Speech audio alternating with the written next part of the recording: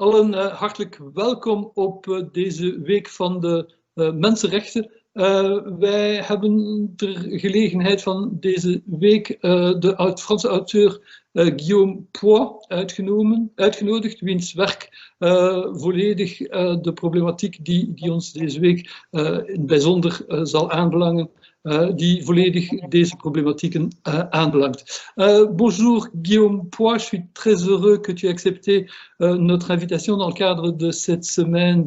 des droits humains. Je rappelle pour les auditeurs et les spectateurs qui ne te connaîtraient pas que tu fais partie de cette jeune génération d'écrivains montants. Tu publies chez Vertical, qui est une maison prestigieuse, et ton œuvre s'est déjà vue couronnée par de nombreux prix. Tu es un de ceux qui devient très visible aujourd'hui en littérature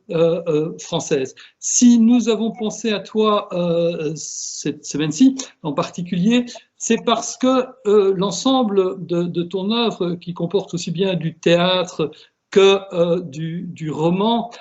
fait résonner des problématiques qui sont en rapport étroit avec la question des droits humains. Que l'on pense à une pièce comme Straight, puisque tu viens originellement du théâtre et tu as même été, tu es peut-être toujours acteur, qu'on pense ensuite à tes romans qui t'ont donné une beaucoup plus grande visibilité encore, les fils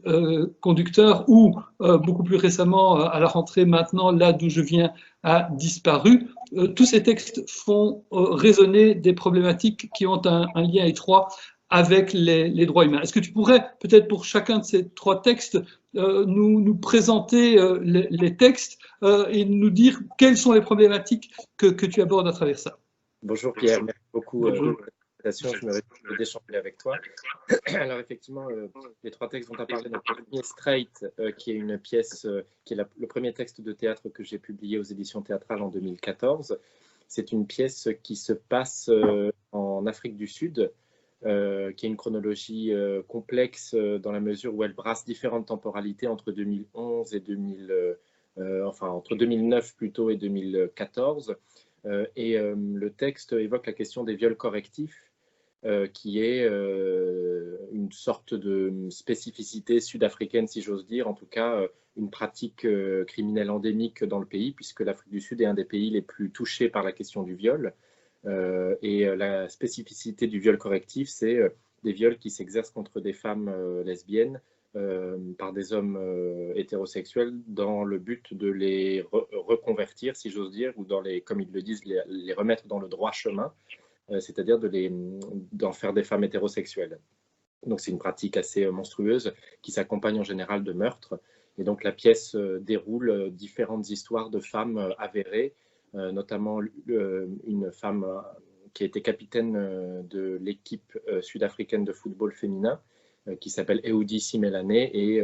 d'autres femmes dont la pièce entremêle les vies et entrecroise les destins. L'autre texte, c'est Les fils conducteurs, qui est donc mon premier roman aux éditions Vertical, qui a été publié en 2017, et qui, lui, aborde, ou en tout cas prend pour décor, architecture et motif la décharge électronique d'Agbogblochy, qui se situe au Ghana, à Accra, en Afrique de l'Ouest, et qui est l'un des plus grands sites où les pays occidentaux viennent déverser leur matériel électronique usagé et hors d'usage.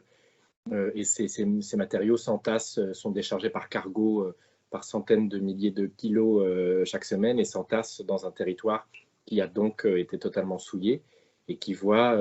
travailler une population majoritairement composée d'adolescents. Et donc c'est comme une sorte de paroxysme de ce qu'est notre époque aujourd'hui, du point de vue de l'ère du déchet, mais un déchet un peu spécifique puisque c'est un déchet high-tech, tout ce qui agence notre rapport au virtuel et ce qui nous permet de converser via les ondes. Et donc c'est un roman qui évoque cette question-là. Et plus récemment, le dernier roman, Là d'où je viens a disparu, qui a été publié en septembre dernier chez Vertical aussi, lui est un roman, disons, avec une architecture davantage fracassée, où le roman ausculte le parcours intime de différents personnages éparpillés sur plusieurs continents, entre les États-Unis, le Salvador, la France, la Somalie, de différentes personnes pour qui l'exil devient une question fondamentale et qui éprouvent cette question de l'exil, de la migration, au travers de leur environnement et de leur destinée familiale. Donc c'est comme ça un roman qui se déploie sur 5 années, entre 2015 et 2019, et qui interroge la question de notre regard à tous sur ces êtres qui un jour quittent leur pays pour espérer un avenir meilleur. Oui, merci. Tu as très bien montré en rappelant les problématiques abordées par ces trois textes que tu cherches à t'inscrire dans une actualité du monde et que pour ce faire, tu te documentes. Alors, je tiens tout de suite à préciser, pour ceux qui ne t'auraient pas lu, que ça ne signifie pas pour autant que tes romans sont des romans d'enquête, documentaires. C'est une inscription. Et si je m'arrête à cette inscription dans le réel et dans des problématiques contemporaines, je voudrais m'arrêter à deux choses. On voit très bien à te lire qu'un certain nombre d'images aussi ont été très importantes pour déclencher la réflexion. Ça serait une première chose sur cette question d'image qui génère la fiction. C'est très clair et on en aura peut-être des illustrations aussi. C'est vrai que effectivement, l'image et en l'occurrence, pardon, la photographie occupe une place assez essentielle dans j'allais dire, le déclenchement d'une pulsion d'écriture, aussi parce que ce sont des images qui me parviennent sans que j'ai cherché à les voir. Donc c'est jamais quelque chose, je n'ai jamais prémédité d'écrire sur les sujets que j'ai évoqués, c'est vraiment à chaque fois quelque chose qui a fait irruption dans mon quotidien et qui m'a hanté au point que j'ai considéré que ça devenait un territoire d'écriture, parce que ça croisait évidemment, comme tu l'as dit, des problématiques d'actualité et sans doute quelque chose enfoui dans ma conscience qui me tiraille. Pour les fils conducteurs, c'est la découverte d'une exposition en Norvège qui a été déterminante, une exposition photographique de Peter Hugo qui s'appelle Permanent Error et qui montre donc des travailleurs de cette décharge posant sur leur lieu de travail, donc ce décor assez spectaculaire, et le caractère très trouble de ces photographies qui à la fois documentent l'aspect réaliste d'une problématique fondamentale aujourd'hui, tout en esthétisant par la pose ces travailleurs, m'a singulièrement heurté et surtout m'a fait réfléchir à ma position, moi, d'observateur, puisque c'était à l'époque où on prend tous facilement, peut-être beaucoup moins maintenant, et les pratiques vont changer, mais à l'époque, en 2013, on prenait plus facilement un avion pour aller en EasyJet à l'autre bout de l'Europe pour passer 3 jours dans une capitale et découvrir les plus grands musées. Et cette position-là que j'ai découverte à ce moment-là était très cinglante. Et j'ai vu quelque chose de ma génération totalement ignorante de ce cadre-là, tout en étant totalement dans la jouissance aussi d'une forme de consommation. Et cette photographie-là, elle a totalement cinglé dans mon regard et elle m'a fait prendre conscience de la possible position immorale qui était la mienne au moment où j'étais en train de la regarder. L'autre photographie qui a fait naître Là d'où je viens a disparu, c'est une photographie qui a été diffusée dans les médias et dans les réseaux sociaux en juin 2019, qui montre un jeune père salvadorien qui a tenté de fuir le Salvador et qui a essayé de traverser le Rio Grande avec sa fille de 23 mois. Cette photographie est venue se placer dans la suite d'un cortège de photographies assez spectaculaires qui émeuvent l'intégralité de nos concitoyens sur la question migratoire et qui en général mettent en scène des enfants morts. Et à nouveau, cette photographie qui a fait irruption dans mon quotidien de père aussi, en l'occurrence de père proche en âge et en condition dans le sens où l'enfant sur la photographie a quasiment l'âge de ma fille, donc je ne peux pas nier que c'est mon punctum à moi, comme dirait Barthes, et c'est un peu ce que j'identifie en tout cas consciemment dans les photographies telles qu'elles font naître un acte d'écriture, c'est qu'à la fois il y a cette question, comme le définit Barthes dans La Chambre claire du studium, c'est-à-dire cet horizon sociétal, ce contexte qui me permet, comme n'importe quel autre citoyen, de reconnaître la photographie comme intéressante, comme document d'époque, comme chose partageable, et puis dans la photographie, une chose qui vient me chercher moi personnellement, subjectivement, qui est ce punctum, et que l'acte d'écriture va essayer de déplier. Donc l'image fait naître à la fois une enquête sur le contexte réaliste qu'elle met en scène, en même temps qu'une enquête sur les motivations propres à ma subjectivité, tentant de se débrouiller de ces questions-là par l'écriture. Donc effectivement, l'image est très déclencheuse dans mon rapport au monde, aussi sans doute parce que je travaille pas quelqu'un de terrain. Je ne me déplace pas à l'autre bout du monde pour aller documenter mes sujets, mais j'opère toute une documentation numérique que n'importe qui peut faire. En cela, je me place vraiment dans une position banale d'enquête. Mais sans doute que l'image, par la fenêtre qu'elle ouvre sur l'extérieur et par la manière dont elle vient m'interroger moi en tant que spectateur, m'intéresse très particulièrement. Oui, tu viens de le rappeler aussi dans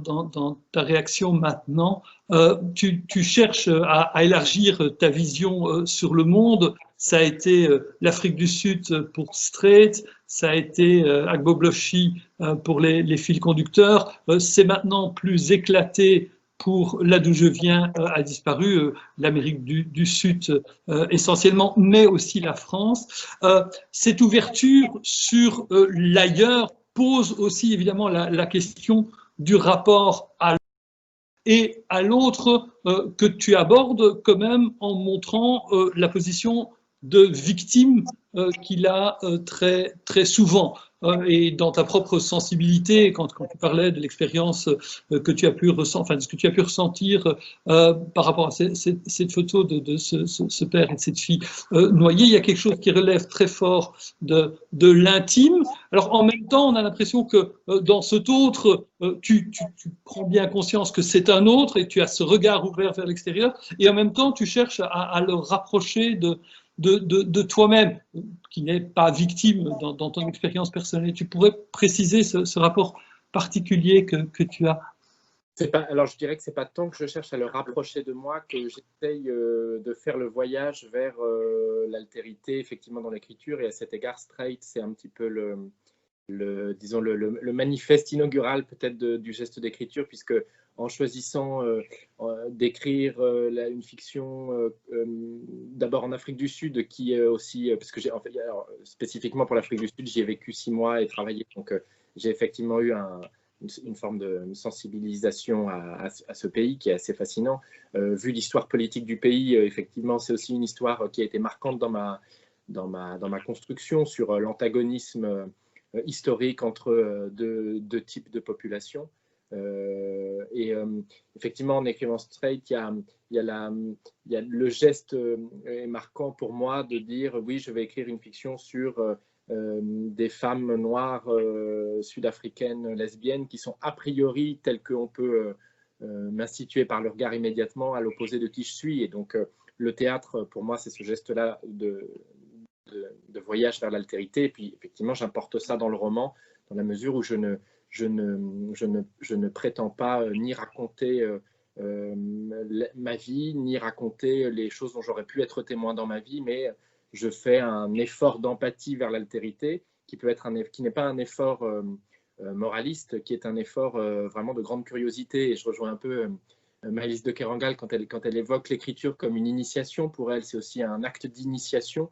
Je pense qu'effectivement, il y a une grande partie de ça, c'est que ça me passionne assez de découvrir la vie des autres et la vie des autres à l'autre bout du monde. Donc, dans cet élan de rapprochement, c'est plus la volonté de chercher au fond ce qui est étranger en moi-même et ce qui est familier en l'autre plutôt que l'inverse. C'est pas tant ramener l'autre vers ce qui est familier en moi que aller chercher ce qui est étranger en moi et ce qui, sans même que je le sache, peut influer mes comportements politiques, affectifs, sociaux. Et j'ai l'impression que, en tout cas, si je prends par exemple l'exemple des fils conducteurs et de là d'où je viens a disparu, il y a effectivement toujours une forme de duo dans les livres entre deux consciences qui a priori s'affrontent et qui ont l'air d'être opposées, dont une pourrait être plus proche de celle qu'on prêterait à l'auteur, en l'occurrence moi, et une autre qui serait davantage celle qui est en gros le modèle de la photographie, c'est-à-dire celui qu'on regarde tout en étant dans notre confort de civilisation européenne préservée en ce qui me concerne des drames que vivent les sujets des photographies. Et cette espèce de duel je trouve que c'est un point de travail et d'écriture passionnant, parce que j'ai l'impression que l'effort que la littérature peut faire, c'est précisément non pas d'abolir les différences entre ces deux personnes, mais de réunir dans la synchronie de l'écriture la possibilité de se projeter par la psychologie, par les affects, par l'histoire, par les sciences sociales, dans ce que c'est que la vie de quelqu'un d'autre, pour comprendre la nature même de ce qu'il traverse, sans prétendre ni l'éprouver, ni le rabattre sur sa propre expérience, mais en faisant au moins cet effort de compréhension qui me semble être un effort de plus en plus difficile à faire aujourd'hui, vu la forme de fragmentation communautariste qui disloque un peu notre tissu social commun. En tout cas, je parle dans les démocraties européennes, et notamment la nôtre, je sens bien, et on a un exemple avec les États-Unis aussi, de cette fracturation quasiment tragique entre les êtres. Oui, tu viens de signaler ce travail sur l'écriture, ce travail sur la langue qui est nécessaire pour réaliser cette ambition dans une définition du rapport à l'autre. Je voudrais m'y arrêter un instant parce que peut-être justement parce que tu viens originellement du théâtre, ce travail passe très fortement par la création d'une voix. Alors ces voix sont différentes puisqu'elles peuvent s'exprimer dans un tribunal, dans Straight, dans la parole de jeunes, dans les fils conducteurs ou encore dans d'autres conditions qui impliquent aussi des Français dans Là d'où je viens disparu. Mais il y a une grande recherche aussi de trouver, alors non seulement le ton juste pour l'ensemble d'un roman, mais aussi d'inventer des voix. Donc, ça passe même par la création de nouvelles langues, je pense au fil conducteur. Tu pourrais nous dire, alors là on entre beaucoup plus dans des questions très directement d'écriture, tu pourrais nous en dire plus sur cette manière de travailler par rapport à ces questions-là? Effectivement, c'est une question qui a trait à l'écriture, mais au fond qui est générée par la position qui est la mienne, à savoir, j'ai bien conscience des sujets que je vais occuper, et face à ce qu'on ressent parfois comme une injonction identitaire quand on écrit, à savoir témoigner de sa propre expérience ou être comptable de qui on est et de devoir, dans l'écriture, en rendre compte, moi, je prends une autre direction, et l'élan même qui me pousse à chercher une voix singulière, une voix juste ou une voix inédite, qui ne soit donc pas nécessairement réaliste, ou qui ne soit pas nécessairement vraisemblable, mais qui essaye de restituer par l'écriture autre chose, une autre expérience. Je pense que cet élan, il naît de la position et de forme d'éthique que je ressens dans l'écriture, et ça a été particulièrement le cas dans les fils conducteurs, où quand il a été question de faire parler ces adolescents de 13 ans et 15 ans qui vivent dans les conditions désastreuses des ferrailleurs de la décharge d'Agbogblochi. Évidemment que transposer leur dialogue dans un français courant, psychologique, ordinaire, véhiculaire, qui est celui que je parle, m'a paru d'une très grande obscénité. Et donc je me suis dit, précisément pour échapper à l'empire du réalisme vis-à-vis de cette question-là, il va me falloir de l'inventivité, il va me falloir penser un dispositif, une architecture de la langue qui d'emblée exprimera son pas de côté et son divorce avec une forme de duplication réaliste des échanges pour faire naître le geste littéraire lui-même. Et effectivement, c'est pour ça qu'une langue comme mimétique de la décharge, une langue mimétique du lieu dans lequel ces adolescents travaillent est née. Et au fond, je crois que c'est un geste qui est constant dans l'écriture, notamment dans Là d'où je viens disparu. La question, c'est assumer que les voix que je disperse et que j'entrelace ont un point commun, évidemment. On ne passe pas, comme dans les fils conducteurs, d'une langue totalement inventée à une langue plus ordinaire. On est a priori dans un espace sémantique reconnaissable avec des voix qui ont certes des divergences, mais qui peuvent construire une communauté. Mais la différence, c'est que là, comme j'épouse à chaque fois la subjectivité d'un des personnages dont l'histoire, la biographie, la sociologie est totalement sont totalement opposées les unes aux autres,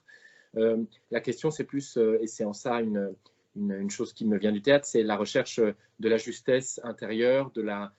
sais pas si le terme de musique est juste, mais peut-être si je prends l'exemple d'un personnage dans Là d'où je viens disparu, c'est Pascal, qui est un personnage qui a un rapport au langage particulier, et qui est une espèce de gouailleur d'origine corse qui vit à Lyon et qui a un homme d'une 50aine d'années et qui qui se pose des questions sur le monde à travers sa langue et son monologue intérieur. Et le travail de dynamique interne que je fais pour les personnages et pour chaque voix, pour tenter de trouver dans des dosages infimes ce que c'est que comment une phrase va sortir dans la voix de cet homme, par exemple, c'est un travail que je trouve absolument fondamental et qui institue pour moi aussi le geste même de ce dont on parlait, de cet effort vers l'altérité. Il ne s'agit pas de singer ou de reproduire un canal de parole qui serait folklorique ou qui serait du déguisement, mais il s'agit de se dire, dans l'énoncé même de la phrase, la singularité de la voix impose une vision du monde, et l'équilibre même de ce que le roman essaye de trouver dans son intégralité se situe au sein même d'une phrase, et que dans l'équilibre d'une seule phrase et d'une seule voix, on peut reconnaître la tentative, j'ai l'impression, d'embrasser simultanément différentes visions du monde, parce que j'ai l'impression que notre langue, la manière dont on parle, et c'est pour ça aussi que je fais du théâtre, la manière dont on se vocalise est une manière dont à la fois on se définit et dont on souhaite aussi,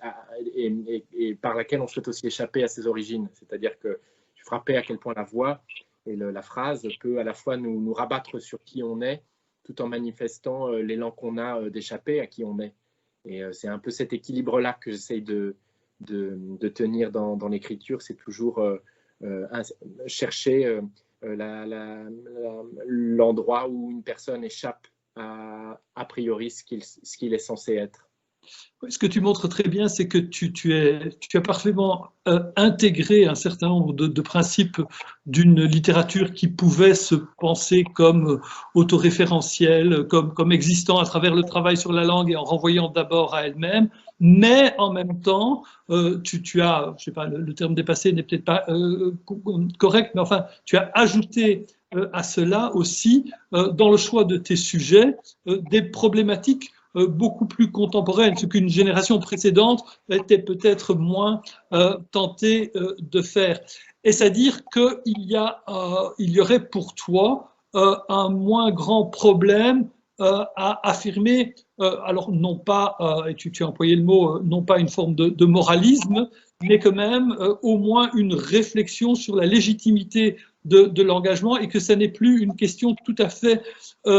tabou, que même sans aller jusqu'à la fable morale, et tu n'écris absolument pas des fables morales en faveur de différents types de droits humains qui soient liés à la question du viol, des injustices environnementales ou justement de la migration. Ce ne sont absolument pas des fables morales que tu écris, mais enfin, par la densité de ton écriture, tu invites quand même très très fort à une réflexion sur ces questions-là qui passent par d'autres biais que l'engagement politique direct. Tu pourrais nous en dire un peu plus sur la manière dont tu envisages la possibilité ou l'impossibilité d'avoir alors une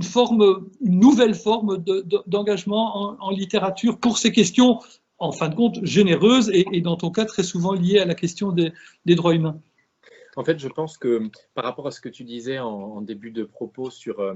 une autre génération, effectivement, la génération à laquelle j'appartiens a aussi un tout autre rapport au monde, dans la mesure où le monde, avec le déploiement d'Internet, des réseaux sociaux et du rapport au numérique, a totalement transformé, je pense, notre manière de l'appréhender. C'est-à-dire qu'il y a 30 ans, je pense qu'on n'appréhendait pas du tout le monde, la planète Terre et ce qui s'y passait avec avec les mêmes outils, tout simplement. Et le simple fait que les outils pour s'informer et pour être informé aussi à son insu, pour à la fois, je veux dire, les réseaux sociaux sont à la fois un formidable outil de mise en relation, de communauté, de partage, d'échange, d'abolition des frontières d'une certaine manière, et en même temps de structuration très ferme d'enjeux et aussi de barrières précisément entre les différentes sociétés. Et j'ai l'impression que ça influe nécessairement sur les citoyens qu'on est aujourd'hui. Donc je travaille avec ça, c'est-à-dire que je travaille avec eh bien, le même environnement à la fois digital, informatif, sensible que toute autre personne, je pense, aujourd'hui en 2020. Donc forcément, ça influe sur la manière dont je perçois le monde. Et sur la question effectivement de l'engagement, je pense que ça vient simplement du fait aussi que je suis passionné par ce qui se passe ce qui se passe non pas uniquement dans mon pays, mais ailleurs, et que j'ai un grand appétit en tant que lecteur pour les écritures qui à la fois m'ouvrent sur l'ailleurs et en même temps approfondissent des thématiques qui ont trait à la politique, c'est-à-dire comment on se dit citoyen, comment on essaie de former une communauté avec d'autres, comment on essaie de penser une vie enviable pour quelqu'un d'autre, c'est-à-dire partant du principe de ce qu'on souhaite pour soi, comment on essaie de penser ce que les autres ont légitimement le droit de revendiquer et ce qu'on doit accepter qu'ils revendiquent et ce qu'on doit accepter qu'ils obtiennent parce qu'on le voudrait pour soi. Et ça, je pense qu'effectivement, c'est un élan que je ne maîtrise pas totalement dans la mesure où il naît, enfin en tout cas les sujets des livres naissent, comme on l'a dit, d'une photographie et au sein du spectacle d'une photographie, d'une indignation profonde. Et il se trouve que c'est cette indignation-là, qui me donne suffisamment d'énergie pour tenir ce que c'est que l'écriture au long cours. C'est-à-dire que un roman, c'est quand même un certain temps de travail, un certain temps d'écriture, c'est l'épreuve d'une durée, c'est une vraie épreuve, c'est difficile. Et j'ai l'impression qu'un roman est intéressant s'il se mesure, en tout cas là où j'en suis dans mon jeune parcours d'écriture. Et pour l'instant, je n'arrive à me mobiliser par l'écriture que si j'ai l'impression que, entre guillemets, le sujet est extrêmement démesuré. Et c'est précisément cette démesure-là du sujet, le caractère impossible d'énoncer une proposition simple d'engagement, le caractère très trouble de ce que ça suppose de parler de grandes causes, puisque je sais immédiatement qu'on va venir épingler celui qui en parle. Ça m'excite un peu, parce que je trouve que le retrait, le dédain, la posture uniquement ironique sur l'incapacité à évoquer le monde sans être immédiatement ramené à soit son narcissisme, soit sa fatuité, soit son caractère donneur de leçons, je trouve que c'est pas assez intéressant de le penser. Donc moi, ça m'intéresse. C'est aussi parce que j'étais passionné par la philosophie et que être au monde, c'est une chose qui me passionne. Donc je vois le moment de l'écriture comme une occasion, d'une part, de m'initier, de me documenter, comme je disais en citant Maëlys de Kerangal tout à l'heure, mais aussi comme un territoire où vraiment je peux m'inscrire dans le réel et dans le monde, ayant par ailleurs l'impression que la vie ne me donne qu'un tout petit morceau de réel et un tout petit morceau de point de vue sur ce qu'est le monde et sur l'amplitude de ce que tous les autres vivent à travers le monde et qui me passionne. Donc je vois l'écriture comme un territoire où je peux aller interroger ces questions-là et où je peux aller aussi faire part de mes interrogations pour chercher auprès du lecteur un partenaire de discussion. C'est vraiment ça. Dans chaque livre, j'essaye de mettre en scène des positions divergentes, des comportements qui vont à l'insu parfois des principes énoncés du personnage qui s'adonne à ce type de comportement qu'on pourrait juger immoral ou en tout cas problématique. Et c'est ça qui m'intéresse, c'est tout ce qui en nous est une conduite de vie. C'est quoi les commandements moraux qui nous agissent dans la vie et c'est quoi, comment on les met en œuvre et comment surtout on les applique à un monde éclaté, globalisé, où on est constamment informé, mis en lien avec l'autre bout du monde et comment on vit ces injonctions-là éthiques au quotidien. Tu as cité déjà, et je m'en réjouis, 2 fois Maëlys de Kerangal, dont je suis un grand admirateur aussi. En effet, comme elle, tu refuses et la position purement ludique, ironique qu'on a pu connaître, aussi la position narcissique de l'écrivain qui ne parlerait que de soi, en fin de compte. Par contre, vos écritures divergent assez fort dans la mesure où elle a choisi très largement pour une espèce d'écriture épique, tandis que toi, tu privilégies au contraire, et c'est là-dessus que je voudrais t'entendre, quelque chose qui relève beaucoup plus de l'intime, tu n'as pas peur d'exprimer un certain nombre de sentiments sans tomber dans la sensiblerie, absolument pas. Ça donne évidemment le partage d'un certain nombre de points de vue sur le rôle de l'écrivain ne donne évidemment pas lieu à des textes identiques. Tu pourrais peut-être développer cette question justement de la place que tu n'as pas peur de donner aux sentiments. Ouais, les sentiments, c'est un très grand mot pour moi. Enfin, je veux dire, c'est une chose qui est fondamentale dans la vie et qui m'occupe quand même largement. Je pense que l'écriture pour moi est née vraiment du théâtre. Donc, écrire pour le théâtre, ça veut dire écrire pour quelqu'un qui va verbaliser ce qu'on a écrit pour lui et qui va appeler les autres à témoin de ce qu'il vit, de ce qu'il traverse. Je pense que j'ai été très marqué par Racine aussi et par l'écriture racinienne comme ce long lamento tragique qui module la question sentimentale de manière assez superbe dans la langue. Et je pense qu'effectivement, c'est une référence implicite tout au long du travail que les êtres peuvent être absolument sublimes quand ils évoquent leurs sentiments parce que les sentiments sont une chose éminemment partageable et universelle. Donc, je pense qu'effectivement, indépendamment des contextes spécifiques dans lesquels j'inscris l'écriture, je trouve qu'un personnage devient vivant, un personnage devient enviable, aimable, détestable. Et ça, c'est aussi une technique d'écriture toute simple, au sens où comment générer la catharsis, comment générer l'identification, comment générer le rejet et partant l'intérêt pour le texte et la possibilité pour un lecteur d'entrer pleinement dans un texte et de s'y sentir circonscrit. Effectivement, je considère que nommer dans là d'où je viens a disparu, ce que c'est que l'attention d'un père pour sa fille sur ses 23 mois, et ce que ça veut dire de dévotion sentimentale, de hantise, de crainte, d'espoir, c'est une chose très belle et très noble et qui disparaît avec le temps, parce que j'ai l'impression que c'est des choses qui sont précieuses, les sentiments qu'on vit, qu'on reçoit, qu'on ressent, et que c'est des choses à consigner, parce que précisément vis-à-vis des grands sujets qui m'arrive de regarder de ma petite position et en essayant d'en faire un territoire d'écriture, ces grands sujets-là sont au fond des sujets qui sont vitalisés et qui nous parviennent indépendamment de leur tragédie parce qu'ils mettent en scène des sujets qui éprouvent quelque chose qui nous est profondément, sans qu'on le sache peut-être, intime ou qui aura un impact fort dans notre vie. Donc je pense que c'est à la fois une affirmation de cette mixité entre l'écriture théâtrale et l'écriture romanesque. C'est aussi lié donc aux références dont je parlais. Puis moi, je suis très passionné par Tchekhov, je suis passionné par des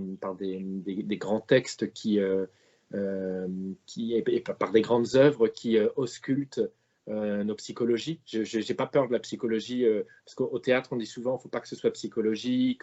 Et voilà, et à partir du moment où l'être exprime sa psychologie en faisant un effort de langue, il n'y a rien à craindre de la psychologie. Ce que tu dis est très intéressant parce que ça nous renvoie aussi à quelque chose qui est très présent dans tes textes, c'est l'importance du concret. Tu n'as pas peur il ne faut pas exagérer dans la psychologie qu'on fait du théâtre, c'est du moins ce que voudrait la règle, mais chez toi, toute la structure, tout le roman, tout le récit est porté aussi par un rapport au concret. C'est-à-dire que tu ne vas jamais d'abord à l'abstraction. Tu ne vas jamais immédiatement au sentiment, mais tu fais passer tout ça par le concret. Est-ce que c'est quelque chose qui était venu tout naturellement ou ça découle d'un travail d'écriture ou est-ce que cet intérêt pour le concret est premier? C'est tout en même temps. C'est-à-dire que je pense qu'effectivement, ça vient comme ça. Ce que j'attrape, c'est une chose très... je pense que c'est vrai, encore une fois, c'est vraiment lié au fait que j'ai travaillé avec des acteurs. J'ai tenté d'être acteur et être acteur. J'ai vite compris que c'était aussi être très attentif à ce concret-là, et s'ancrer dans un décor à un moment donné et être motivé avant que la chose soit recevable du point de vue psychologique, être motivé par une chose très concrète. Donc, je pense souvent des situations et des situations, peu à peu, elles se forment grâce à des éléments de décor, des éléments d'accessoires, des choses, des choses extrêmement réelles dont j'ai l'impression qu'elles sont tangibles. Donc ça vient comme ça. Après, c'est aussi sans doute à mon insu quelque chose de l'espèce humaine telle qu'elle est aujourd'hui, c'est-à-dire une chose assaillie par les choses, enfin une nature humaine assaillie par les choses, assaillie par le concret, assaillie par la matérialité. Mais ce qui m'intéresse, c'est de dépasser cette matérialité-là et de dire que dans cette matérialité-là, l'être humain tel qu'on peut l'observer, il n'y a rien qui m'émeut plus, par exemple, que de voir quelqu'un manger seul, parce que je trouve que c'est un moment à la fois honteux, superbe, et un moment où le concret est présent dans toute toute son indignité absolue et dans toute sa superbe, et ça m'émeut beaucoup. Donc j'ai toujours l'impression que une vie est faite de ça, et comme j'essaye d'être attentif à des parcours de vie dans les romans, j'essaie de me dire, j'ai des rendez-vous en commun avec ces personnages qui sont manger seul, aller aux toilettes, vivre sa vie sentimentale, sexuelle, faire ses courses. Ça paraît très trivial et très banal, mais j'ai l'impression que c'est aussi des endroits où on saisit les gens dans leur vérité. Mais je veux dire, c'est ni plus ni moins que aussi Mrs. Dalloway écoutant le Big Ben sonner ou allant acheter des fleurs. Enfin, c'est dans cet élan-là vers le concret et vers les choses, dans ce positionnement-là, dans une situation concrète, il y a l'intégralité des dimensions qui peuvent rendre un être somptueux, qui peuvent à la fois témoigner de son historicité, de ses fantasmes, de ses impossibilités. Et je trouve que ce paradoxe entre ce qui nous ramène au trivial et au tangible et ce qui nous traverse par le sublime de la pensée et de l'esprit, ouais, je trouve que c'est des choses qui m'émeuvent énormément. De ce point de vue-là, est-ce que tu serais d'accord de dire que ton œuvre, malgré un certain nombre de lectures qui peuvent en être faites, est en fait moins politique que relevant d'une recherche d'une forme de sincérité, enfin sur cette question du politique? J'ai pas, en te lisant, l'impression d'avoir le moins du monde des romans politiques entre les mains, malgré les sujets souvent très politiques que tu abordes. Oui, enfin, totalement. Enfin, c'est-à-dire que c'est une question difficile, mais la question de la sincérité, je la décalerai plus vers la question de la justesse, c'est-à-dire que je cherche pas tant à être sincère qu'à être juste. Et si on prend l'exemple du dernier, parce que par exemple dans les fils conducteurs, il y a l'invention de cette langue qui est totalement irréaliste, qui se pose comme une langue artificielle, comme une langue totalement inventée, qui ne cherche absolument pas à être vraisemblable. Et pour autant, il me semblait que dans la traversée de cette langue et de cette invention, quelque chose de juste peut se dire. C'est pareil dans Là d'où je viens a disparu, dans ces monologues intérieurs qui s'affrontent les uns avec les autres et dans les effets de montage qu'il peut y avoir entre ces différents monologues. Quelque chose de juste peut se dire. Déjà dans Straight, avec les différentes prises de parole au tribunal. Oui, c'est aussi c'est essayer de considérer que la confrontation avec l'altérité et donc le choc du montage et des différentes paroles peut générer de la justesse. C'est-à-dire que ça génère de la discordance, de la dissonance, ça génère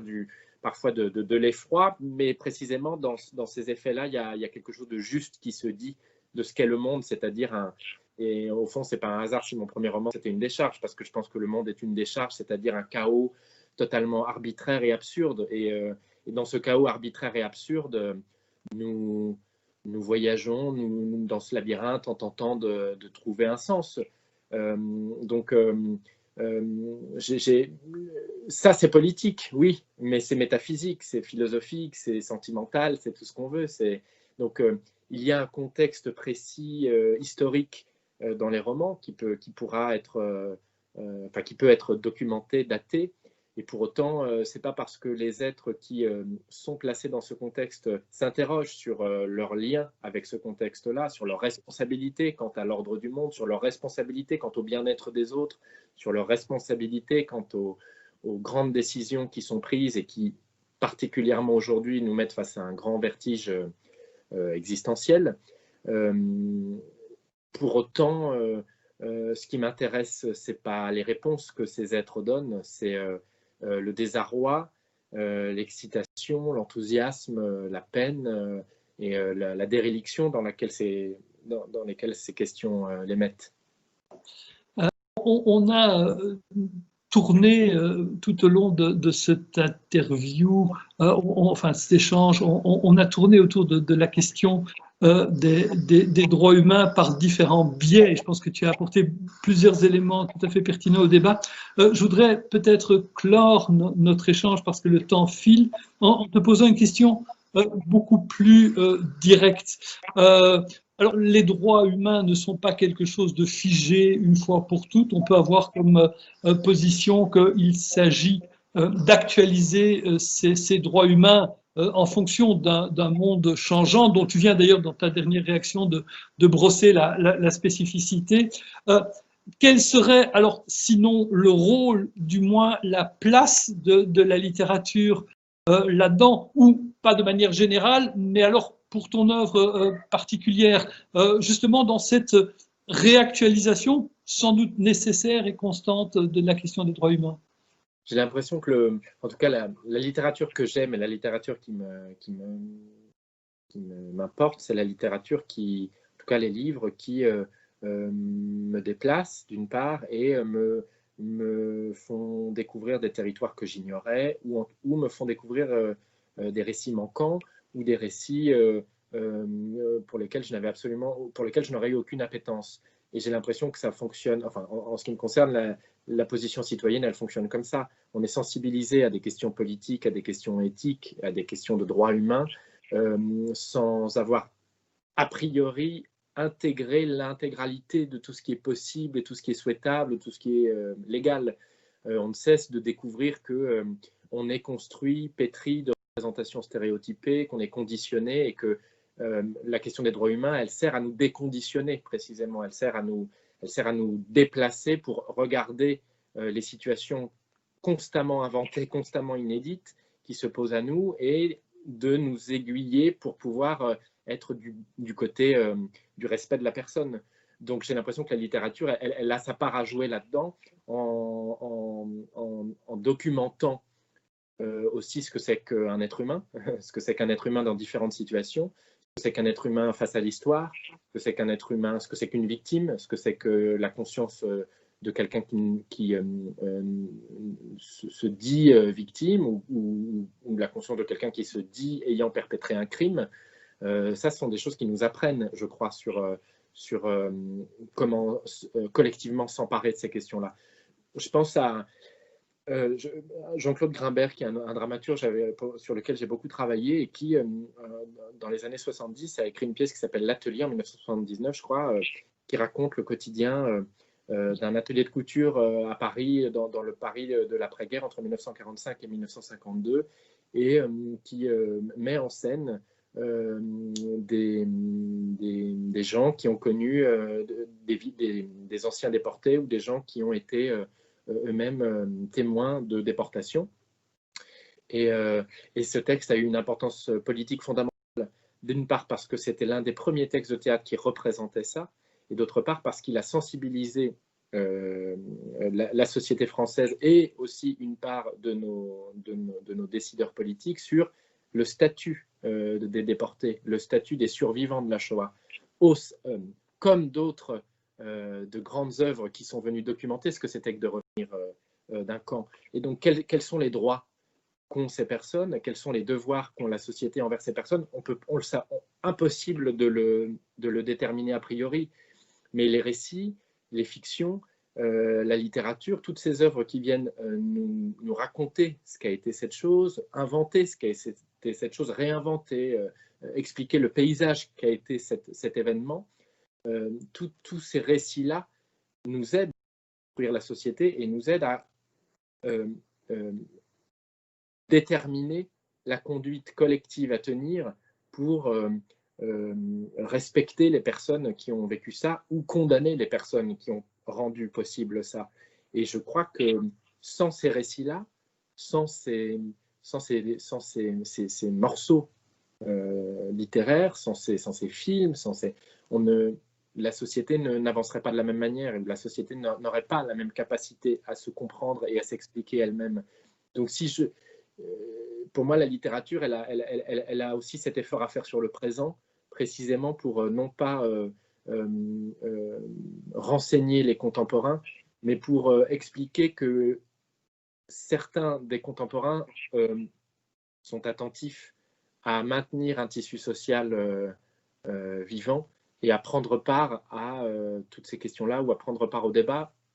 pour non pas tellement s'engager, mais dire que ça compte. Ça compte fondamentalement dans notre vie et dans notre capacité à être ensemble.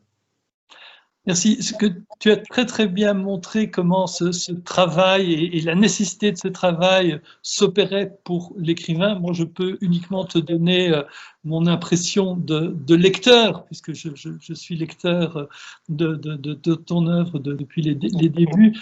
C'est que je pense aussi que pour le lecteur qui découvre tes textes, ben, tout ce que tu viens de mettre en avant, c'est quelque chose qui fonctionne très bien et la réflexion que tu entends susciter en créant ces différents mondes imaginaires, mais qui renvoient à notre situation actuelle, c'est quelque chose qui fonctionne très très bien. Et je voulais, de toute façon, pour tous ces textes et pour la générosité de tes réponses maintenant aussi, te remercier très très chaleureusement. Moi qui te remercie, Pierre. Merci beaucoup pour cette Bonne journée, Guillaume. Bonne journée.